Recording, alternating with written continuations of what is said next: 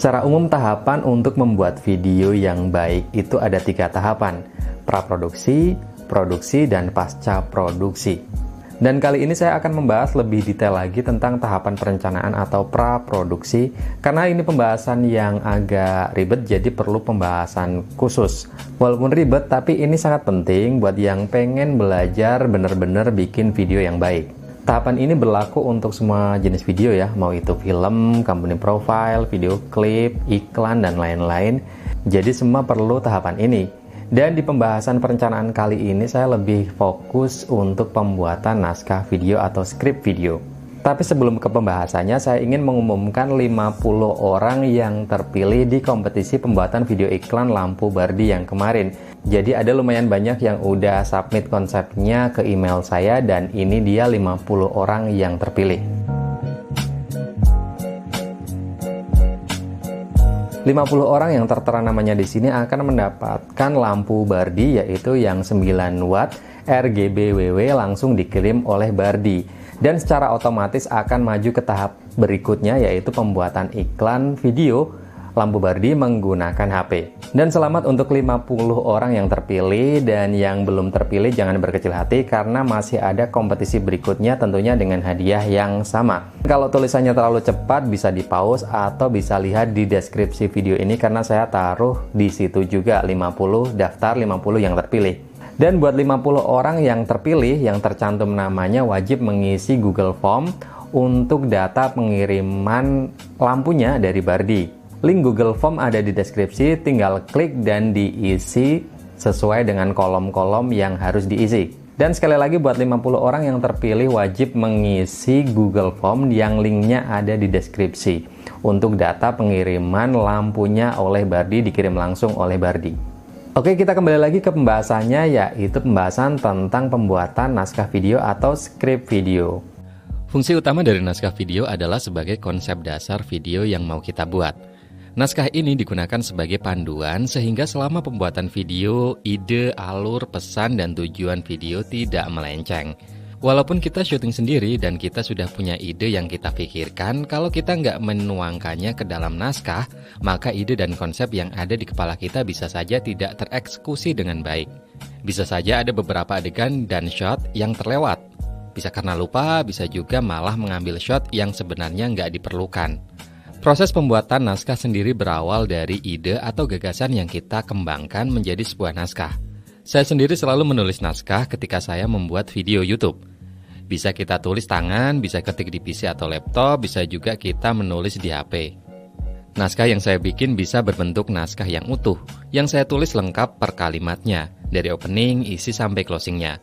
Di bagian isi saya juga biasanya membagi semisal ada yang perlu pakai voice over atau rekaman suara, perlu insert praktek editing atau praktek syutingnya, dan lain-lain. Naskah ini saya jadikan panduan saat pembuatan video. Walaupun kadang di lapangan akan ada beberapa yang sedikit berbeda dari naskah, itu hal yang wajar. Yang penting tidak merubah gagasan pokoknya. Karena kadang ide di lapangan juga muncul, dan kalau itu membuat video kita lebih oke, saya rasa sah-sah saja sedikit improve dari naskahnya.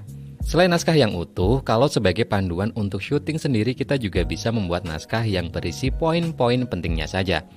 Kita bisa memilih yang paling pas dan paling enak buat kita. Kalau kita syuting sendiri, kita bisa menggunakan naskah yang bebas.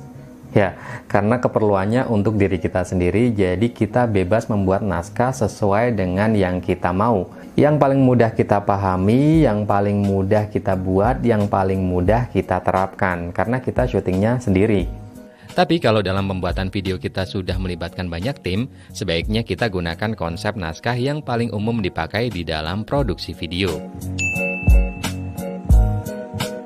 Ada beberapa jenis naskah video yang sering dipakai ya. Yang pertama adalah skenario. Jenis naskah ini biasa dipakai untuk film atau juga untuk video-video dengan banyak dialog. Bentuknya seperti ini.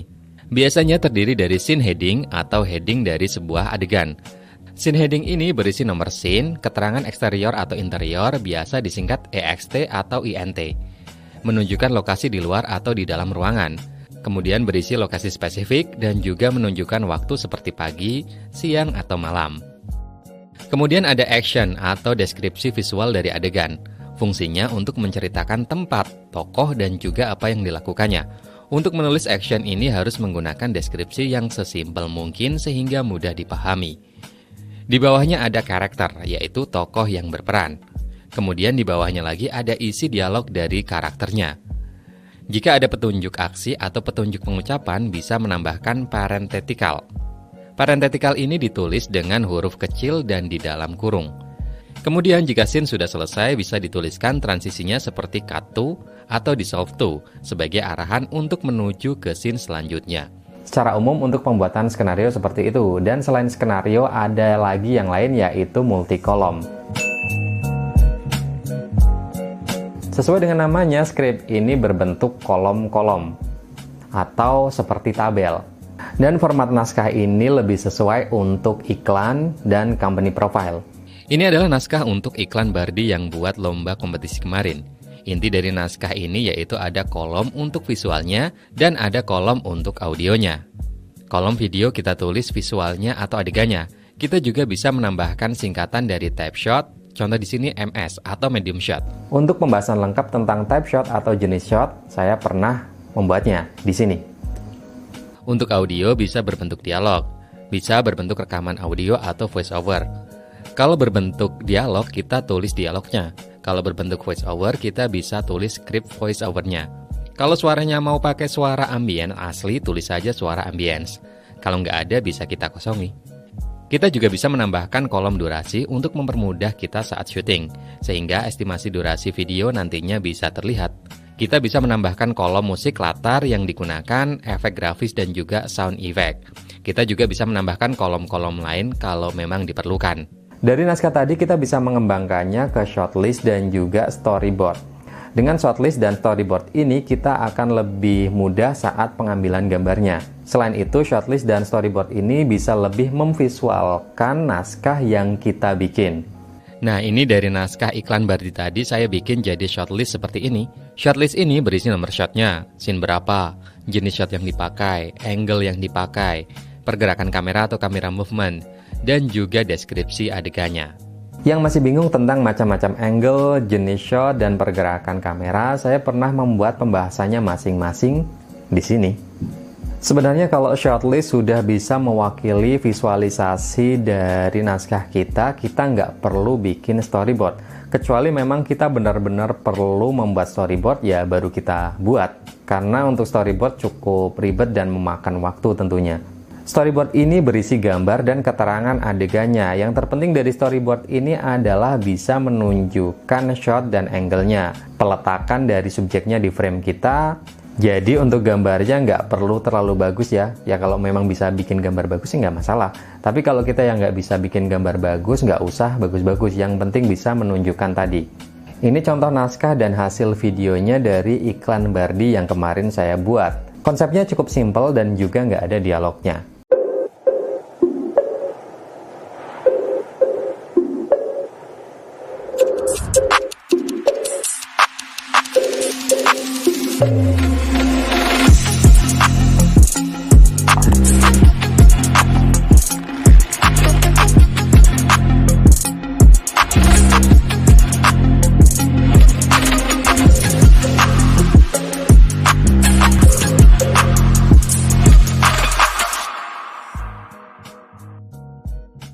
Pembuatan naskah ini kelihatannya cukup ribet dan agak bikin repot ya kelihatannya.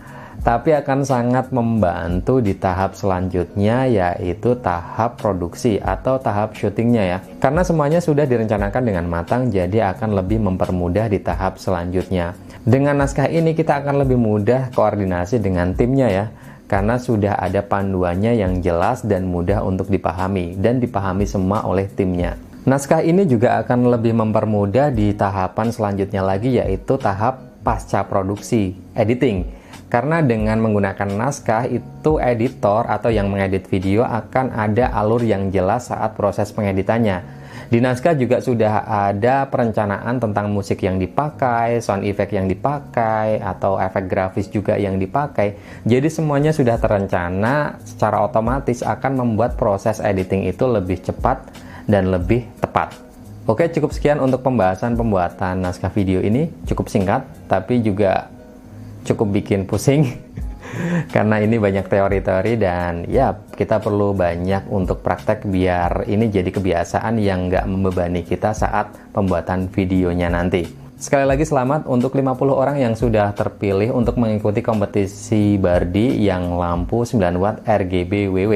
Buat yang belum terpilih jangan berkecil hati karena masih ada kompetisi berikutnya di akhir bulan ini dengan total hadiah yang sama yaitu 9 juta rupiah. Pastiin kalian juga ikut. Nanti di akhir Februari saya akan share kompetisinya seperti apa, video apa yang dibikin, tentunya tetap pantau di channel saya. Promosi. Sampai jumpa di video selanjutnya.